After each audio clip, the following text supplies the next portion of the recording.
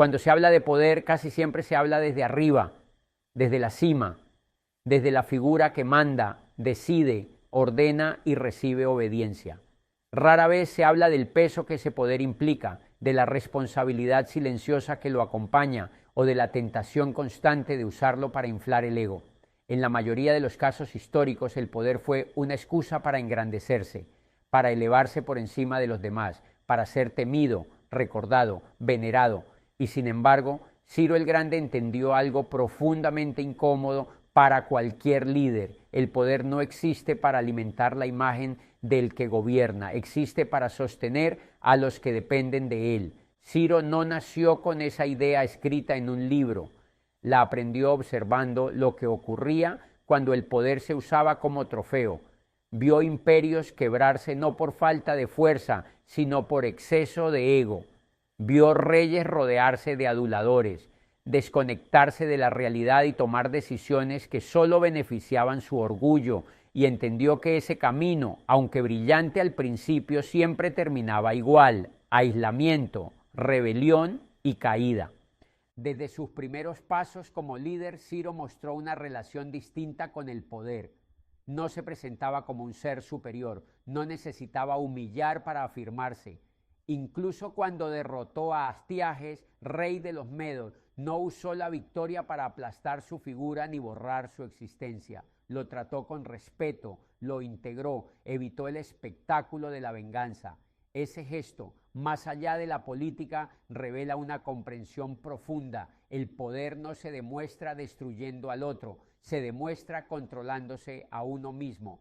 Ciro parecía entender que cada acto de poder tiene dos direcciones posibles. Puede ir hacia afuera, sosteniendo el orden y protegiendo a los demás, o puede ir hacia adentro, inflando el ego del líder. Cuando va hacia adentro, el sistema empieza a girar alrededor de una persona. Cuando va hacia afuera, el sistema se fortalece más allá de esa persona. Ciro eligió lo segundo. En su forma de gobernar, esto se veía de manera constante. No buscaba ser el centro absoluto de todo. Delegaba, confiaba, permitía que otros ejercieran autoridad dentro de límites claros. No porque fuera débil, sino porque entendía que un líder que necesita controlarlo, todo está gobernando desde el miedo, no desde el servicio. El poder que se concentra solo en una figura se vuelve frágil porque depende de su presencia constante. El poder que se distribuye con criterio se vuelve resistente. Un ejemplo claro aparece en cómo estructuró el gobierno de su imperio. En lugar de imponer una administración completamente persa en cada territorio, mantuvo líderes locales, autoridades existentes, estructuras previas. Esto no engrandecía su figura personal. Al contrario, diluía su imagen como único centro del poder, pero fortalecía el funcionamiento del imperio. Ciro parecía preferir un sistema que funcionara bien antes que un sistema que lo glorificara a él.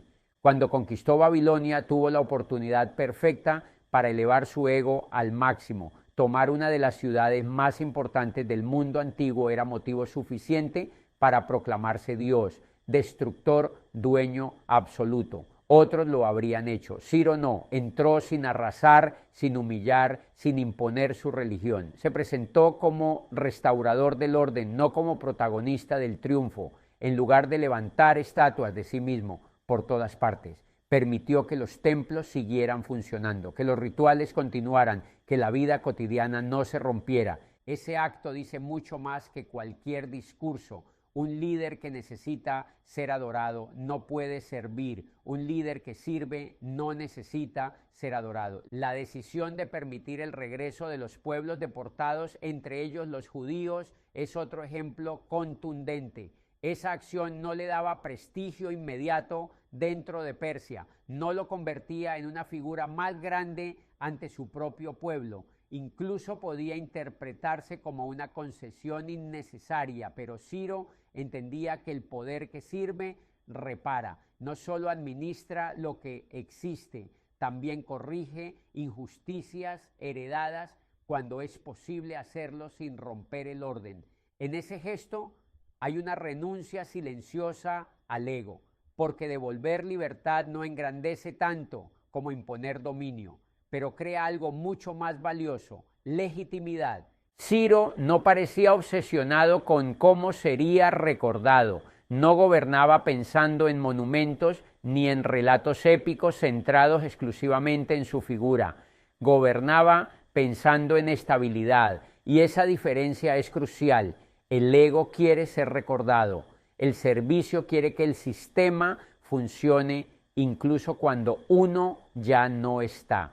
Incluso en su vida personal, las fuentes lo describen como un gobernante relativamente sobrio para los estándares de su época. No vivía aislado en un lujo obsceno mientras el resto cargaba con el peso del imperio. Esto no era una estrategia de imagen, era coherencia. Un líder que se sirve del poder para acumular excesos personales pierde autoridad moral. Un líder que se contiene transmite que el poder tiene un propósito más grande que su comodidad. En el ámbito militar, esta lección también se manifestaba. Ciro no trataba a sus soldados como piezas desechables. Entendía que el ejército no existía para engrandecer su figura, sino para proteger el orden que había construido, premiar el mérito, mantener disciplina justa, evitar castigos arbitrarios, cuidar la moral. Todo eso refleja una visión del poder como servicio.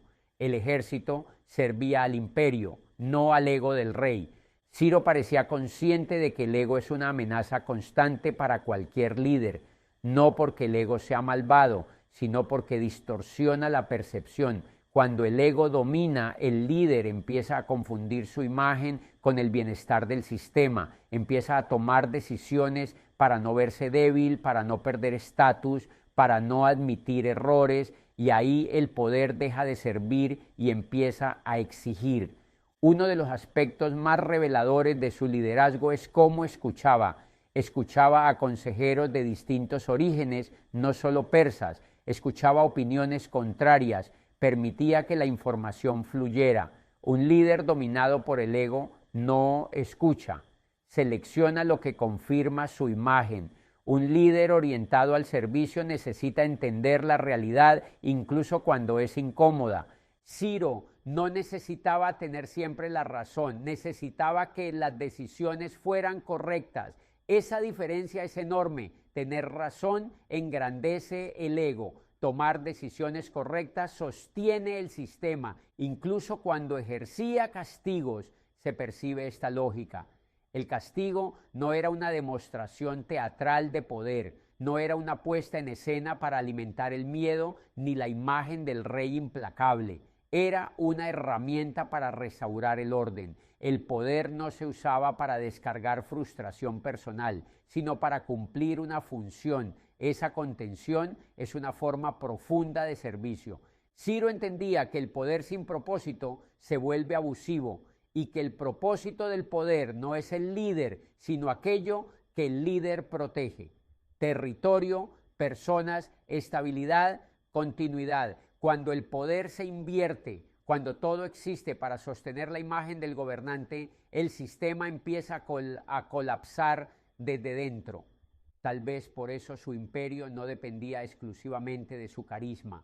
No era un culto a la personalidad, era una estructura que podía seguir funcionando porque el poder estaba orientado hacia el servicio del orden, no hacia la exaltación de una figura. Esa es una diferencia que solo se nota con el tiempo. Ciro parecía gobernar con una conciencia clara de sus límites. No necesitaba intervenir en todo, no necesitaba ser el protagonista de cada decisión. Sabía cuándo actuar y cuándo dejar que el sistema hiciera su trabajo. El ego quiere protagonismo constante. El servicio acepta la invisibilidad. Hay una enseñanza silenciosa en todo esto.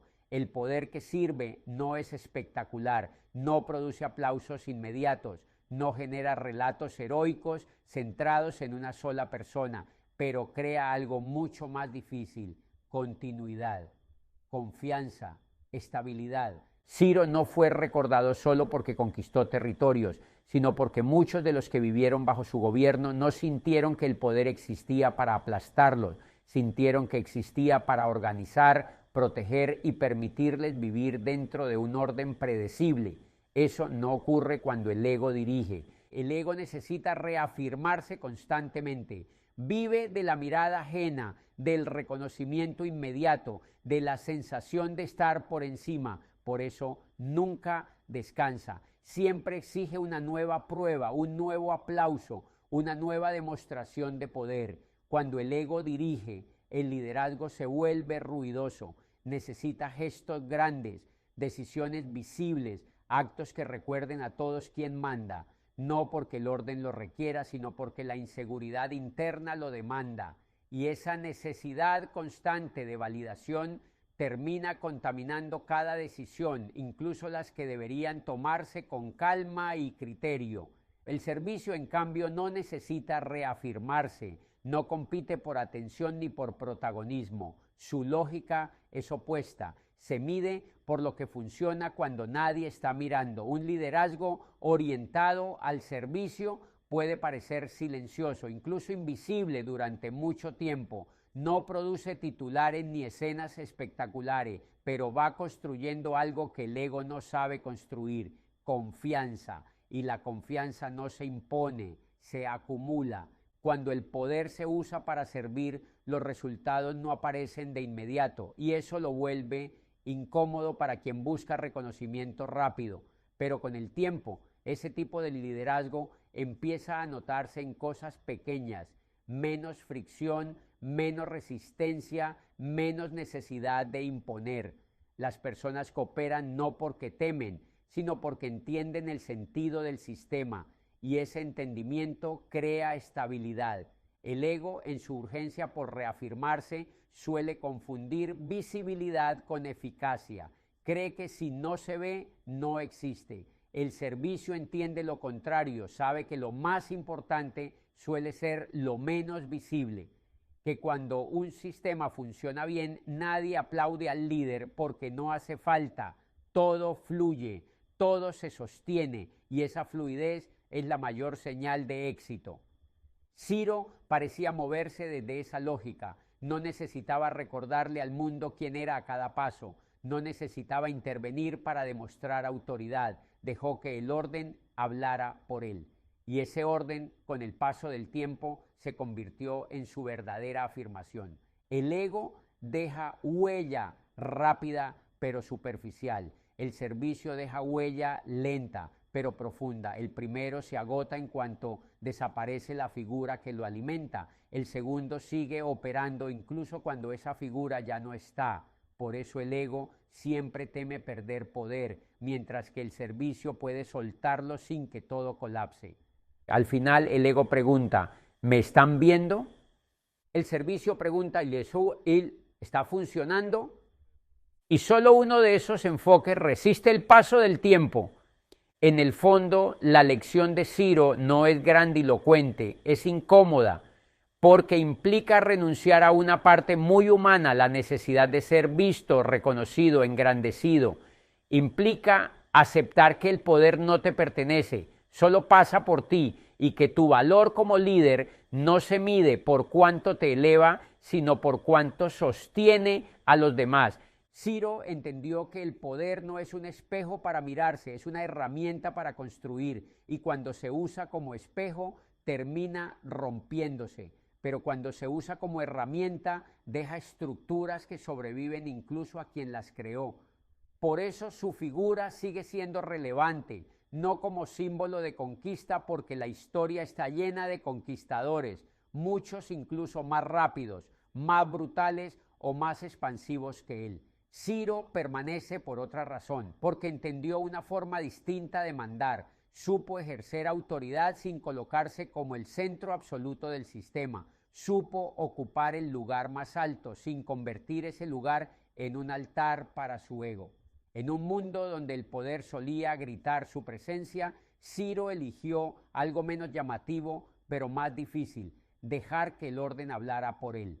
No necesitó construir su identidad sobre la humillación de otros, ni sobre demostraciones constantes de superioridad. Entendió que un líder que necesita recordarle al mundo quién es, en el fondo todavía no está seguro de su posición.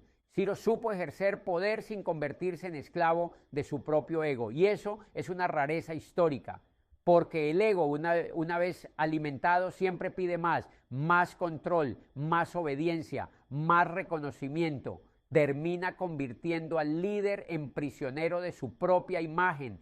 Cada decisión deja de tomarse por lo que conviene al sistema y empieza a tomarse por lo que protege la figura del gobernante. Ciro evitó esa trampa, no porque careciera de ego, sino porque lo mantuvo subordinado al propósito. Entendió que el poder no es un trofeo personal, sino una función, una responsabilidad que se ejerce en nombre de algo más grande, la estabilidad, el orden, la convivencia entre pueblos distintos. Y cuando el poder se vive como función, el líder deja de competir con quienes gobierna, ya no necesita imponerse todo el tiempo, puede permitir autonomía, diversidad, diferencia, sin sentir que eso amenaza su autoridad. Servir desde el poder no lo hizo más pequeño, lo hizo más sólido, porque un poder que se apoya en el ego necesita reafirmarse a cada instante. En cambio, un poder que sirve se vuelve estable por diseño. No depende del carisma, del miedo ni de la presencia constante del líder.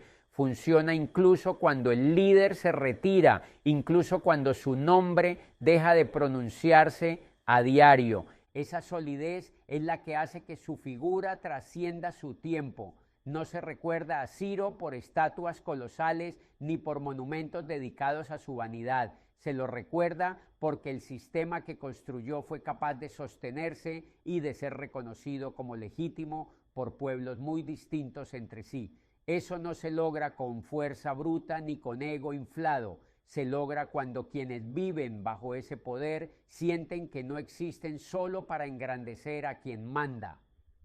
Ciro entendió algo que sigue siendo incómodo hoy, que el liderazgo más fuerte no es el que más se nota, sino el que menos necesita mostrarse, que mandar no es estar en el centro de todo, sino garantizar que todo funcione incluso cuando tú no estás mirando, que la verdadera grandeza del poder no está en cuanto eleva al líder, sino en cuanto ordena, protege y sostiene a los demás. Por eso sigue siendo relevante, porque su forma de ejercer el poder no depende de la época, del contexto, ni de la tecnología, depende de una comprensión humana que no cambia. Cuando el ego gobierna, el sistema se debilita. Cuando el servicio gobierna, el sistema se fortalece.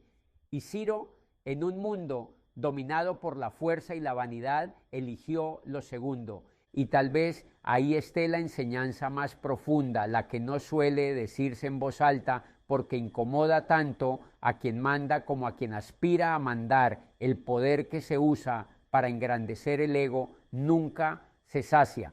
No importa cuánto acumule, cuánto controle o cuánto se expanda, siempre necesita un poco más territorio, más obediencia, más reconocimiento, más validación. El ego no entiende de límites porque su hambre no es realista, es emocional, y cuando el poder se pone al servicio de ese hambre, deja de ser una herramienta y se convierte en una adicción. Ese tipo de poder vive en una carrera constante. Cada logro pierde valor apenas se alcanza. Cada victoria se vuelve insuficiente al poco tiempo. Por eso los liderazgos dominados por el ego se vuelven cada vez más extremos. Necesitan decisiones más duras, gestos más grandes, enemigos más claros, no para proteger el orden, sino para seguir sintiendo que el poder sigue vivo. Y en ese proceso el sistema se desgasta, las personas se vuelven medios, no fines, la estabilidad se sacrifica por la sensación momentánea de control. Ciro parecía entender ese peligro, entendía que un poder sin freno interno termina devorando todo, incluso a quien lo ejerce. Por eso su relación con el poder no era expansiva por naturaleza, sino funcional. Usaba el poder hasta donde era necesario y cuando el objetivo estaba cumplido, restaurar el orden, integrar territorios, asegurar estabilidad, no sentía la necesidad de seguir imponiéndose solo para reafirmarse. Ahí aparece el límite natural del poder que sirve. No es un límite impuesto desde afuera, sino desde adentro. Es la capacidad de decir hasta aquí es suficiente, hasta aquí el poder cumple su función. Más allá de eso, empieza a deformarse, y reconocer ese punto requiere una madurez que muy pocos líderes desarrollan, porque implica renunciar a una fuente de placer muy poderosa, la sensación de dominio. El poder que se usa para servir encuentra ese límite porque no necesita crecer para sostenerse. Su valor no está en la expansión constante, sino en la estabilidad que produce. No necesita nuevos territorios para sentirse válido, ni nuevos enemigos para justificarse. Se mide por la continuidad del orden, por la reducción del caos, por la capacidad de convivir sin recurrir a la fuerza todo el tiempo. Paradójicamente, ese límite es lo que lo vuelve duradero, porque todo sistema que no reconoce límites termina rompiéndose. El poder sin freno genera resistencia, conspiración, desgaste interno. El poder que se autolimita genera previsibilidad, y la previsibilidad es una forma profunda de seguridad. Las personas pueden vivir, planear y cooperar cuando saben que el poder no va a invadir cada rincón de sus vidas solo para alimentar el ego de quien gobierna. Ciro parecía gobernar con esa conciencia. No buscaba el poder por el poder mismo, sino por lo que permitía construir. Y una vez construido, no necesitaba seguir demostrando nada. Esa capacidad de detenerse, de no empujar siempre un poco más, es lo que hace que su figura no se consuma en su propia grandeza. El ego siempre teme perder poder, porque siente que sin él deja de existir. El servicio, en cambio, puede soltarlo, porque sabe que su valor no depende de seguir acumulando control. Y ahí está la paradoja final. El poder que sabe retirarse a tiempo es el que más tiempo permanece en la memoria colectiva, porque no se recuerda como una fuerza que devoró todo a su paso, sino como una estructura que sostuvo vidas reales. No se recuerda como un grito, sino como un equilibrio, y ese equilibrio, aunque menos espectacular, es infinitamente más resistente al paso del tiempo.